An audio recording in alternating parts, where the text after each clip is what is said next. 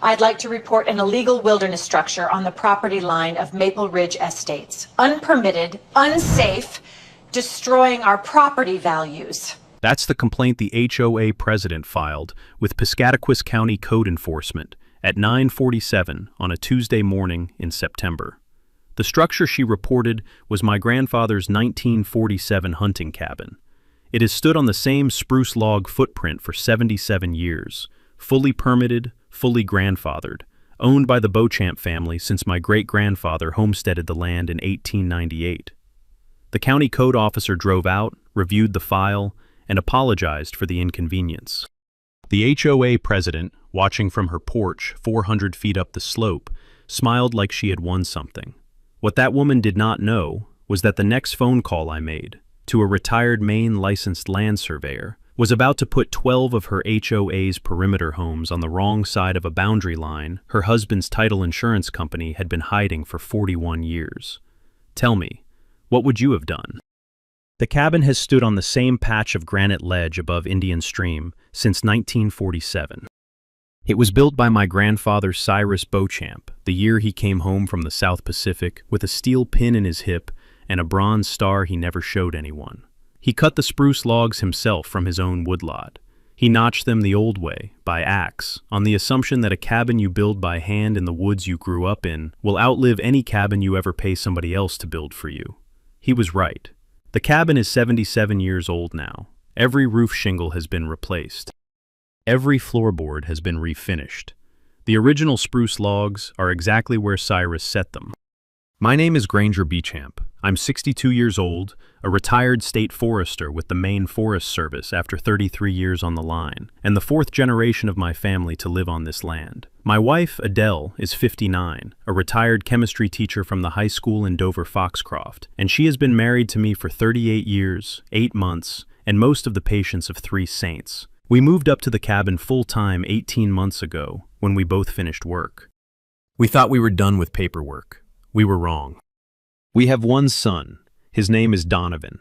He is 34 years old, 6'3", dark-haired like his mother, a wildland firefighter out of Bend, Oregon. He fights fires for the Bureau of Land Management every summer and trains rookies every winter. He is, by every measurable metric, an extraordinary man. He has not spoken to me in 4 years. 4 years ago, Donovan came home for Thanksgiving and announced he was leaving the Forest Service entry-level position I had helped him into and was going to Oregon to fight fires. I had spent 2 years getting him that job. I had pulled favors. I had written letters. I had given him the kind of running start a father gives a son when he believes, foolishly, that his own road is the right road for everyone. I said the wrong things at the Thanksgiving table. He drove back to his apartment in Portland that night and did not come home for Christmas. He has not been back since. Adele tells me every Sunday evening that he will come back when he is ready, and that what I owe him until then is patience. I have been patient. It has been 4 years. The property is 180 acres of mixed spruce, fir, hemlock, and maple, with a half-mile of Indian Stream frontage and 1 small pond. The land was originally 320 acres, granted to my great-grandfather Asa Beauchamp as a homestead patent in 1898. Asa cleared a small farm on the upland in 1899 and set a granite stone at the southwest corner of his patent, on which he carved his initials and the year, A.B. 1898. The stone is still there. It is one of approximately 14,000 recorded witness stones in the state of Maine. In 2002, my father Lester divided the homestead into 2 parcels by family trust. He left the southern 180 acres, with the cabin, to me. The northern 140 acres he sold to a developer named Mortimer Crandall for what we thought at the time was a fair price. Mortimer Crandall built 50 houses on it. He called the development Maple Ridge Estates. He created an HOA. The HOA elected, in 2010, a president named Daphne Holcomb Quint. Daphne has been the HOA president for 14 years now. Her husband, Carver Holcomb Quint, owns Holcomb Title Services of Greenville, Maine, the title insurance agency that handled the original 2002 sale to Crandall. When Adele and I moved up here 18 months ago, Daphne came to introduce herself at the cabin twice. The first time she brought banana bread. The second time, she brought a clipboard. 3 weeks later, she filed her first county code enforcement complaint. We did not know yet what she was actually after. We figured it out on a Tuesday in September with one phone call. The county code enforcement officer was a man named Stetson Plord, mid-50s, gray at the temples, with the unhurried bearing of a man who has driven 110,000 miles of dirt road in Piscataquis County over the previous 20 years. He pulled into our gravel drive in a county pickup at 10:15 on a Tuesday morning. He got out with a clipboard, a handheld GPS, and a paper coffee cup from the IGA in Greenville. He recognized me from softball games at the Greenville Town Park in the 90s. Granger, long time. Stetson, what brings you out? Complaint filed Monday afternoon. Daphne Holcomb Quint. She says you have an illegal wilderness structure, unpermitted septic, and a non-conforming outbuilding on your property. I see. You want me to do the walkthrough, just to be square. Stetson, by all means, please come in. Adele had made coffee. Stetson took a mug. He walked the property with me for 45 minutes. He looked at the cabin permits, 7 of them, the oldest from 1947, the newest from 2019, all on file with the town of Beaver Cove in the state of Maine. He looked at the septic permit, issued 1981, renewed 2003, current. He looked at the small sauna I had built the previous summer, which sat under 50 square feet and required no permit under Maine state code. He looked at the woodshed Cyrus built in 1962. He took photos for the file.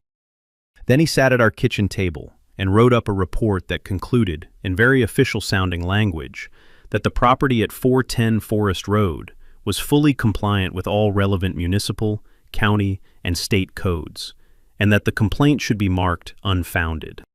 He left a copy of the report on our table. He stood up. He took his hat off. He looked out the kitchen window at the rooflines of Maple Ridge Estates, visible just over the ridge. Granger, I have to tell you, this is the 4th complaint that woman has filed against a non-HOA property in this county in the last 2 years. They have all been unfounded. I don't know what her endgame is, but if I were you, I'd start a folder. Stetson, I have already started the folder. He smiled, the slow smile of a man who has known me since I was a left fielder in a Sunday softball league. Good, he said. Welcome home. He drove out. Daphne Holcomb Quint, watching from her front porch 400 feet up the slope through a pair of expensive binoculars, did not wave. That afternoon I sat in the kitchen with Adele, and the report on the table between us. Adele, something's wrong up there. I know. That woman's first complaint isn't about a cabin she has a clear view of from her porch. She's after something else.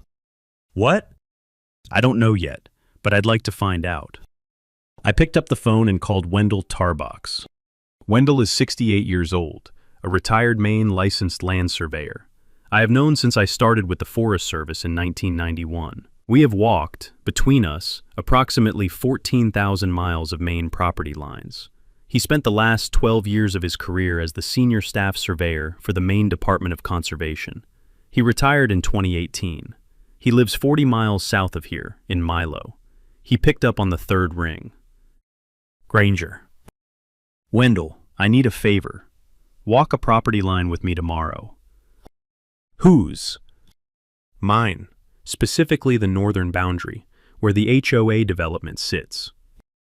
There was a pause. Granger, how long have you suspected something? Until about 2 hours ago, nothing. Now I'm not sure.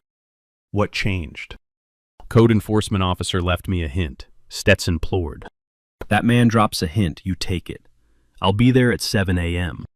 He arrived at 6:53 on Wednesday morning in his old gray Ford, with a brass total station in a wooden case, a pair of laced leather boots, and a sandwich Adele had not yet offered him, but knew she would.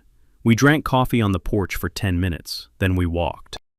It took Wendell 43 minutes to find the witness stone. He found it under 14 years of leaf litter, in a tangle of low spruce, exactly 78 feet northwest of where the HOA's perimeter fence ran. He brushed the leaves off. He read the inscription, AB 1898. He looked up at me through the morning mist coming off Indian Stream. Granger, I know this stone. I marked this stone on a survey in 1997 for your father's tax appraisal. I logged it in the state survey database. Every Maine LLS who works north of Skowhegan has the location of this stone in their data. And Granger, the HOA's perimeter fence is on the wrong side of it, by approximately 240 feet. I sat down on the moss next to the stone. Wendell sat down beside me. We did not speak for about 4 minutes. Wendell, how many houses sit south of where the line actually runs? He pulled up the HOA plat on his tablet. He laid it over the recorded boundary description in his survey database. He let out a low, slow whistle. Granger, 12, maybe 13, their southern perimeter row. Backyards, septics, and at least 2 corners of actual structure. They're all sitting on you. I closed my eyes. I felt the moss under my hands. I felt the cold of the granite where my great-grandfather had carved his initials 126 years ago. I heard a loon call from somewhere out on the stream. Wendell, walk it again tomorrow. Bring your camera. Bring your GPS. Document every inch. You want this clean. I want this filed. He nodded. He stood up. He helped me up. We walked back to the cabin. Adele had the sandwich on the porch table by the time we got there. I will not tell you that I slept that night.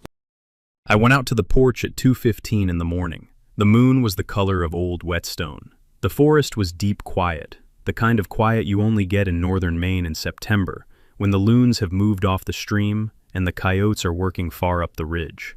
I sat in my grandfather's wooden rocking chair, and I thought about 3 things.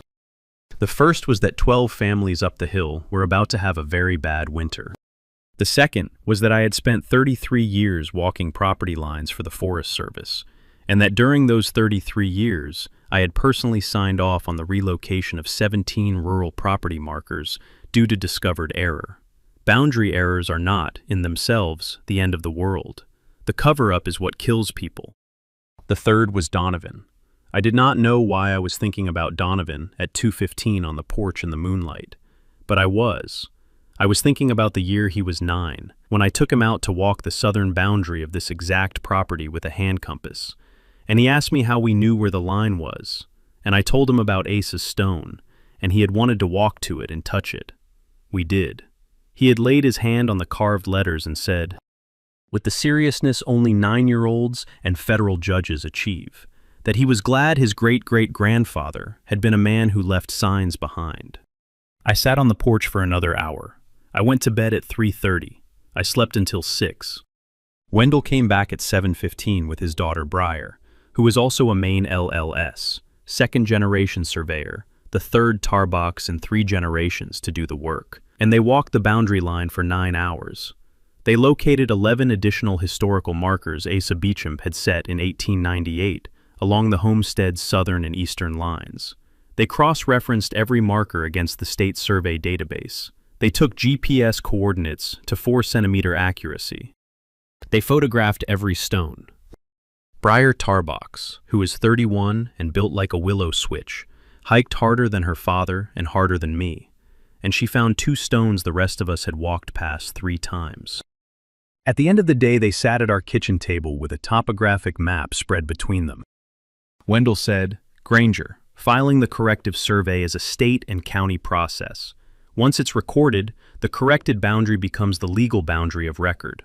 Anyone who has been operating under the old boundary loses their assumed claim immediately. How long? Survey filing, 14 days. Recording, another 7.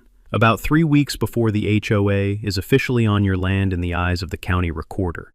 And before that, Granger, this conversation does not exist.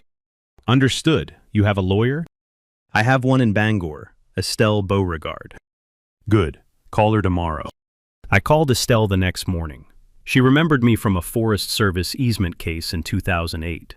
She listened to my summary for 10 minutes without interrupting. Then she said, Mr. Beauchamp, I would like to take this case. I would also like you to do nothing, for 90 days. Don't post signs, don't confront her, don't speak to her. Let me research the title chain. Let me research her husband's agency. Let me build the picture. Yes, ma'am. Did anyone, at any point in the original 2002 sale, raise a question about the southern boundary. Not that I know of. I want to find that out. May I have permission to subpoena the title insurance file? Yes, ma'am. This may take a while. Estelle, it has taken 22 years already. I can wait 90 days. Meanwhile, Daphne kept escalating in her own predictable little ways. The second county complaint came in on Friday. She reported that I had unregulated firewood storage, 3 cords stacked behind the woodshed, exactly the amount any Maine homeowner stacks behind any Maine woodshed before October. Code enforcement marked it unfounded within 4 hours. The third complaint came in on the following Tuesday.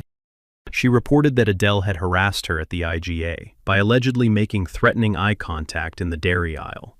Adele had in fact been buying yogurt. She had not made eye contact with Daphne. She had not seen Daphne in the store. Adele added the complaint to a folder she had begun keeping in the kitchen drawer. Adele's folder, as it turned out, was the second most important folder in our house. The most important folder was the one Wendell had started in his truck. Daphne came to the cabin in person on a Thursday afternoon in late September. She did not bring banana bread this time. She came up the gravel drive in her white Lincoln Navigator, with 2 HOA board members in the passenger seats, a thin woman named Sybil Stancliffe and a heavy-set retired insurance executive named Bertram Wickham.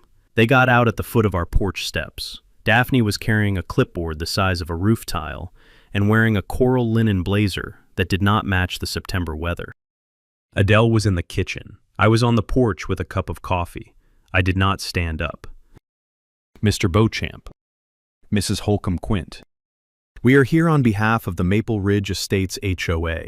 We have received reports of multiple property line violations from your parcel, including unauthorized brush clearing across the HOA's southern perimeter and possible encroachment by your sauna structure on community-maintained property. I sipped my coffee. Mrs. Holcomb Quint. The sauna sits 120 feet inside my parcel. The brush clearing along the HOA's southern perimeter was done by your own contractors in July, on what your HOA has been calling community-maintained property. Neither of those statements is accurate. That is a matter for our surveyor to determine. Have you hired a surveyor? We will, if necessary. Mrs. Holcomb Quint, I would invite you to please go hire one. Her jaw tightened. In the meantime, I am informing you that the HOA board has voted to conduct a perimeter walkthrough tomorrow morning at 9 a.m. to inspect the boundary maintenance line. We will be performing brush clearing along the property line at that time, including any vegetation that may be encroaching from your side. Mrs. Holcomb Quint, the property line is not where you think it is. I would advise against any clearing activity tomorrow. Mr. Beauchamp, we have been maintaining that property line for 14 years. We know exactly where it is. Mrs. Holcomb Quint, so do I.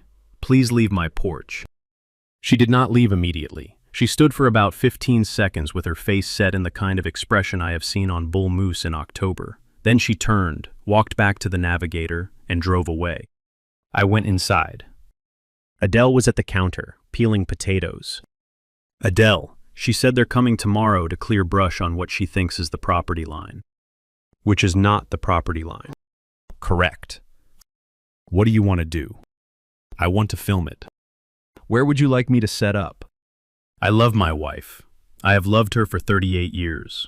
I will tell you that the way she said, "Where would you like me to set up?" was the same tone she once used to ask me where I wanted to plant the lilac bush in 1991. It was the tone of a woman who has built a life with a man she trusts. Up the slope, behind the second hemlock. Bring the long lens, the big tripod, wear something gray. On it.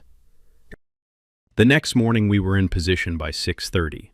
The HOA's clearing crew arrived at 9:15. Daphne, Sybil, Bertram, a hired contractor in a yellow safety vest with a brush cutter, and a teenage HOA volunteer carrying a chainsaw he was not licensed to operate.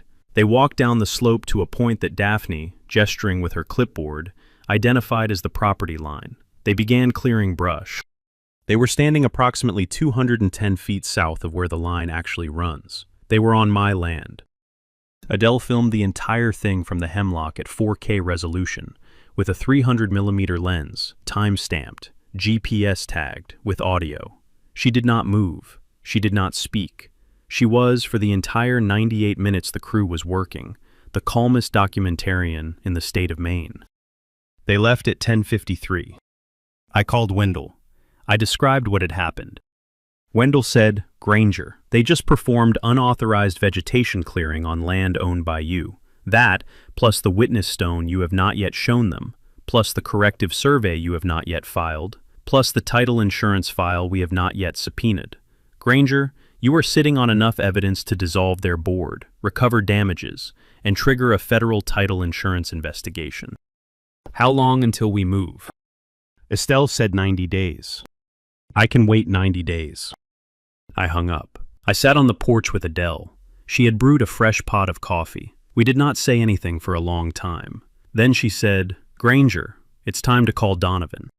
I looked at her. She did not look back. She was watching the slope where the HOA crew had cleared a wide, raw scar through 14-year-old undergrowth on land that legally belonged to her husband. "He needs to know what's happening, and you need to talk to your son before this story becomes anything bigger than this porch." I thought about it for a long minute. Then I picked up the phone. The conversation with Donovan was the hardest 50 minutes of my year. He answered on the fourth ring. He did not recognize the number because he had not had me in his contacts for 4 years. He said, "This is Donovan," in the tone he uses on dispatch calls. I told him who I was. He went quiet for about 8 seconds. Then he said, "Dad, is Mom okay?"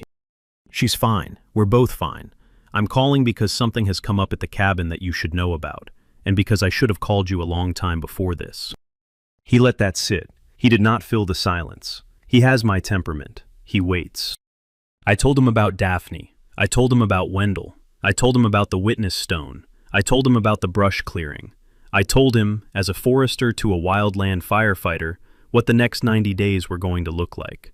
He listened the way he used to listen when he was 9, and I was teaching him to read a topographic map.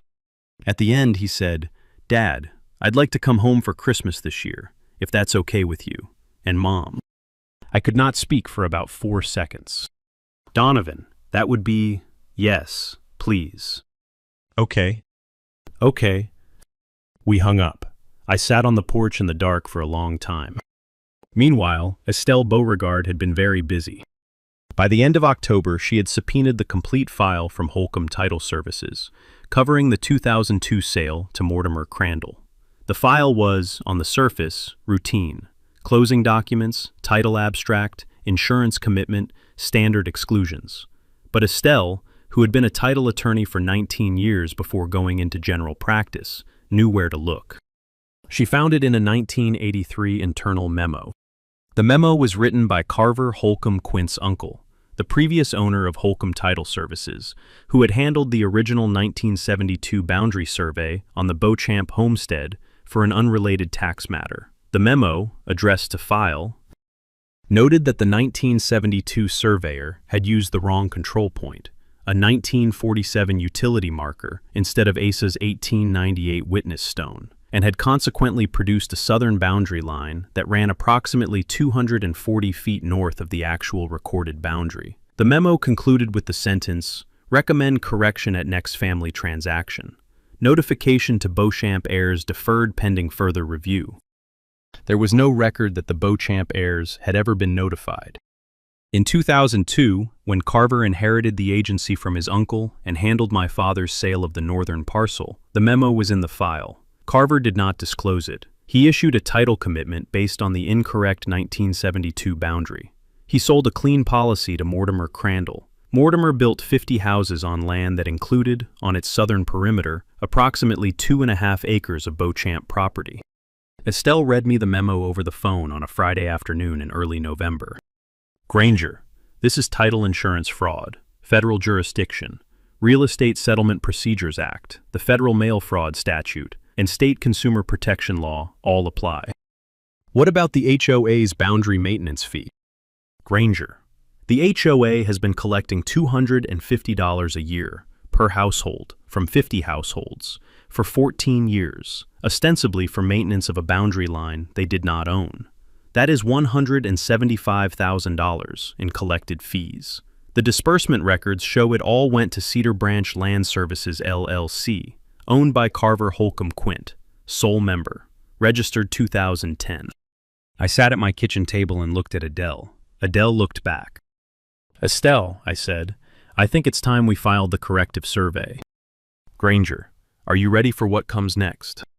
I looked out the window at the southern slope where, 240 feet up, 12 perimeter homes of Maple Ridge Estates sat on land that had been mine since 1898. "Estelle, I have been ready since my grandfather built this cabin in 1947. He just didn't know it." The corrective survey was filed with the Piscataquis County Registry of Deeds at 9:43 on a Monday morning in mid-November. It was a 38-page document prepared by Wendell and Breyer Tarbox, signed and sealed by 2 Maine licensed land surveyors, and attached as Exhibit A to a formal notice of boundary correction, recorded under Estelle's signature. The filing was, by statute, public the moment it hit the recorder's desk. Within 24 hours, every title insurance company operating in Piscataquis County had a copy. Within 48 hours, the Maine Attorney General's office had received an anonymous tip about a 1983 internal memo and had opened a quiet preliminary inquiry into Holcomb Title Services. The tip was not anonymous. It was from Estelle. She likes to call them anonymous. I spent the next 3 weeks doing 3 things. First, I wrote letters. 12 letters, one to each of the homeowners on the HOA's southern perimeter row whose property, based on the corrected survey, was wholly or partially on my land. The letters were polite. They were drafted by Estelle. They explained, plainly and without judgment, what had happened, what the corrective survey had documented, and what each homeowner's options were. The options were 3. Option 1, quitclaim the encroached portion of land back to me at fair appraised value, with a quiet closing and a 30-year warranty deed against future dispute. Option 2, negotiate a long-term lease at fair market rate. Option 3, dispute the corrective survey at their own expense. 11 of the 12 homeowners called me within 3 days. Most of them were terrified. A few were angry. None of them, when I sat with them at my kitchen table for an hour, were angry at me by the end of the visit. The 12th homeowner did not call. The 12th homeowner was Daphne Holcomb Quint. Second, I met with the 11 homeowners as a group. I hosted them at the IGA Community Room in Greenville on the second Saturday in December. Adele baked 3 pies. Estelle came. Wendell came with his survey maps. Stetson Plord came in his official capacity as County Code Enforcement Officer. We sat around 3 folding tables under fluorescent light, and we walked the 11 homeowners through every single document. By the end of the meeting, all 11 had agreed to option 1. We negotiated an appraised value per parcel that worked out to $18,000 per household, payable to me in cash at closing in February. Third, Estelle filed 2 separate formal complaints, one with the Maine Bureau of Insurance regarding Holcomb Title Services' undisclosed material defect in the 2002 title commitment, and one with the Office of the Maine Attorney General regarding the HOA's boundary maintenance fee scheme. The state regulators responded within 10 days. The Bureau of Insurance opened a formal investigation. The Attorney General opened a parallel investigation. By the first week of December, federal investigators from the Department of Housing and Urban Development had requested copies of both files. While all of that was happening, Daphne Holcomb Quint did exactly what overconfident HOA presidents always do. She hired her own surveyor. His name was Linwood Garber. He was a Maine LLS out of Bangor. Wendell knew him from 40 years of state surveyor conferences. Linwood was paid $4,000 by the HOA General Fund to dispute the Beauchamp corrective survey. He walked the boundary on a snowy Wednesday morning in early December. He found Asa's witness stone in 12 minutes. He called Wendell that afternoon from the parking lot of the IGA in Greenville. "Wendell, I just walked the Beauchamp line. Your survey is clean. The HOA is sitting 238 feet over the line. I owe Daphne Holcomb Quint a phone call I'm not looking forward to." "Linwood, tell her gently." "Wendell, I have known that woman socially for 9 years. There is no gentle with that woman." He called her. She did not take it gently. She did, in fact, take it the worst possible way. She decided to destroy the witness stone. She came in the second week of December, when the first real snow was on the ground. I had not anticipated, in retrospect, that her response to Linwood Garber's findings would be to attempt the literal, physical destruction of the boundary marker. I had anticipated a lawsuit. I had anticipated a smear campaign. I had even briefly anticipated her trying to plant a different stone in a different place and claim it was the original. I had not anticipated a sledgehammer. But she did warn me, in her way. On a Tuesday morning in the first week of December, she posted an open letter to the Maple Ridge Estates neighborhood Facebook group, which Adele had been quietly monitoring through a friend's account for 3 months. The letter accused me, by name, of fabricating a so-called witness stone on community-maintained land in order to extort the homeowners of Maple Ridge Estates. The letter concluded with the sentence, "This community will not be held hostage by a stone an old man carved last summer." I will admit that line briefly bothered me. Asa Beauchamp carved his stone in 1898. He was 31 years old at the time. He has been dead since 1946. I added the post to Adele's folder. 2 days later, on Thursday morning, Daphne posted again. This post announced that the HOA had voted, at an emergency meeting nobody else had been notified of, to perform what she called a community boundary clarification action on the disputed property line on Saturday morning at 10 a.m. The post invited concerned neighbors to attend. Adele showed me the post. I called Estelle. I called Wendell. I called Stetson Pleward. By Friday evening, the following pieces were in place. Stetson had arranged for Sheriff's Deputy Maisie Hennigan to be on standby 5 miles down Forest Road, monitoring radio traffic from her cruiser. Wendell had installed a second high-resolution trail camera on the witness stone.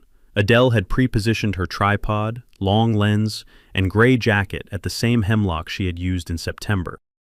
I had pre-positioned myself at the second-floor window of the cabin, with a pair of military-grade binoculars Cyrus had carried out of the South Pacific in 1945.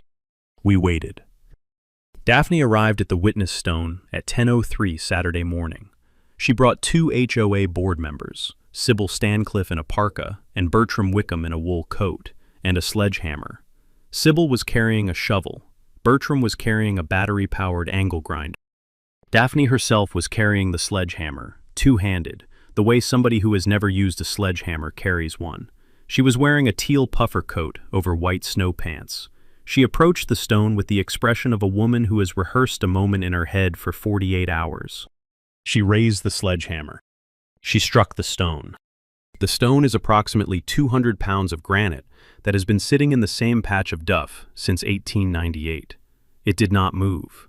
The sledgehammer rebounded with the kind of dull ringing that comes back through the handles into a person's wrist bones. Daphne yelped. She struck again. The carved inscription, AB 1898, chipped along the bottom of the B. About a 1/4 inch of granite came off. She struck a third time. The sledgehammer head loosened on its handle. Sybil said something I could not hear. Daphne handed the sledgehammer to Bertram and ordered him to use the angle grinder. He fired it up. He held it to the stone. Sparks flew. The grinder bit into the inscription. About 6 inches of the carved letters disappeared in a shower of granite dust before the grinder seized on a piece of embedded quartz and the battery cut out. Sybil then began to dig with the shovel. They dug for 23 minutes. They did not, of course, dig the stone out. The stone has roots in the bedrock under the duff. They removed approximately 30 square feet of frozen forest floor around it. They damaged exposed surface granite. They scattered duff and roots in a small ant colony. The trail cameras recorded all of it in 2 angles. Adele filmed it from the hemlock in 4K. I called Deputy Hennigan from the cabin. She arrived 11 minutes later. She arrested Daphne Holcomb Quint at the witness stone at 11:08 a.m. on a felony charge of criminal destruction of a recorded survey marker under Title 17A of the Maine Revised Statutes, Section 716. The charge carries a maximum sentence of 5 years and a fine of up to $10,000. Sybil Stancliffe and Bertram Wickham were also arrested. They did not resist. Daphne, on the way to the cruiser, told Deputy Hennigan that she was going to sue her, the Sheriff's Department, the state of Maine, and the senile old man behind this entire conspiracy. Deputy Hennigan, who is 38 years old and has heard worse, nodded politely and read her Miranda rights with the calm cadence of a woman who has done it 900 times. The cruiser left the property at 11:31. Adele came out of the hemlock. She had been filming for 92 minutes. She handed me the SD card. I handed her the binoculars. Granger, I think we're done now. Almost, sweetheart, almost. That evening, after the deputy had taken her statement and Wendell had walked through the trail camera footage one more time at the kitchen table, Adele sat down beside me on the porch with 2 mugs of coffee and the cordless phone. The light through the spruce was the color of old pewter. The first stars were already over Indian Stream. She did not say anything. She did not need to. She put the phone in my hand. I dialed Donovan. He picked up on the second ring. Dad. Donovan, it's me. Can you come home now? He was on a plane out of Redmond by Sunday afternoon. Donovan flew in on the Sunday afternoon following Daphne's arrest. He came up the long curve of Forest Road in a rented Subaru Outback with Oregon plates, slowed at our gate the way he had slowed at our gate every time he had come home in the 17 years he had been driving, and pulled into the gravel turnaround beside the cabin. He got out wearing a Carhartt jacket I recognized from Christmas of 2018, work boots, and a beard he had not worn the last time I had seen his face. He was carrying a small canvas duffel and a paper sack from the bakery in Dover Foxcroft. Adele met him in the gravel before I could get off the porch. She did not say anything. She put both her arms around her son, and she held him for a long time. He held her back the way grown men hold their mothers when they have been away for 4 years. I came down off the porch. Donovan looked at me over Adele's shoulder. Hi, Dad. Hi, Donovan. That was the conversation. We had 4 years of unsaid things between us, and we have spent the 11 months since trying to work through them, slowly, the way a man cuts firewood, one round at a time, with a sharp axe, in no particular hurry. The local paper, the Piscataquis Observer, ran the witness Stone arrest story on Monday morning under the headline HOA President Arrested for Destruction of 1898 Survey Marker. By Tuesday afternoon, the Bangor Daily News had picked it up. By Wednesday, the Portland Press Herald. By Thursday, a producer at WCSH6 had called Estelle for an interview. Estelle declined the interview on my behalf and put the producer on the phone with the Maine Bureau of Insurance. By Friday, Carver Holcomb Quint had been indicted in federal court for title insurance fraud, mail fraud, and 3 counts of falsification of federally regulated insurance disclosures. He was arraigned on the following Monday morning at the federal courthouse in Bangor. He was released on bond. His title insurance license was suspended within 48 hours. The community meeting I had been planning for the 11 HOA homeowners on the encroached perimeter row was held on the second Saturday in December at the IGA community room in Greenville. 11 of them came. 2 of their spouses came. Adele baked 4 pies. Wendell brought his maps. Estelle brought the quitclaim deeds, prepared and ready for signature. Stetson Plord came as the county's neutral observer. Donovan sat in the back row in his Carhartt jacket, watching. I stood up at 1:03 on a Saturday afternoon, and I told them the story of this land. I told them about Asa, and about his stone, and about the 1898 patent, and about my father's 2002 sale, and about the 1983 memo Carver's uncle had filed and never disclosed. I told them about the 1972 surveyor's error, and the 2002 closing, and the 14 years of boundary maintenance fees that had funded a shell LLC.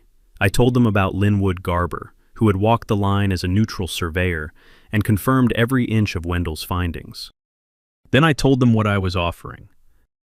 Every one of you, I said, will sign a quitclaim deed for the encroached portion of your parcel at the appraised value of $18,000. I will hold the deed for 30 days while you arrange financing.